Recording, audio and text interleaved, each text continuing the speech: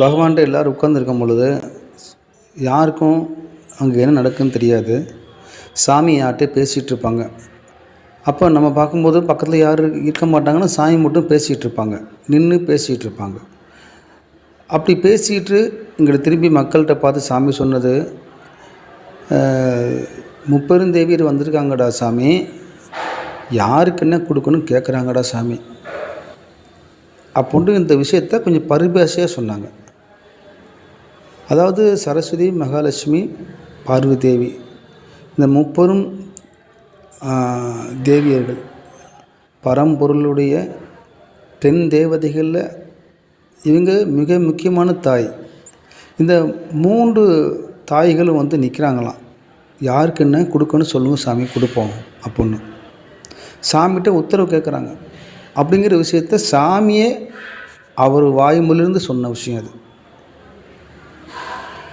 அங்கே சாமி யாரை கையை காட்டினாலும் என்ன வேணாலும் கொடுப்பாங்க, எல்லா வல்லமையும் உள்ளவங்க கடவுளுங்கிறதுக்கு இதை விட நிரூபணம் வேணும். சாமியுடைய புத்தகம் வெளியீட்டில் இந்த பதிப்பு இருக்குது, அதை எடுத்து படித்து பாருங்கள்.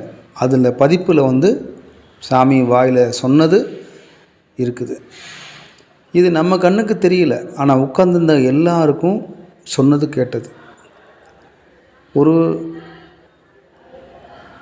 3 முப்பெரும் தெய்வங்கள் பூமிக்கு வந்து இறைவன் பகவான்கிட்ட நின்று என்ன சொல்லுங்கள் கொடுப்போம் அப்படின்றாங்கன்னா அங்கே எந்த மாதிரி நிகழ்வு பாருங்கள்.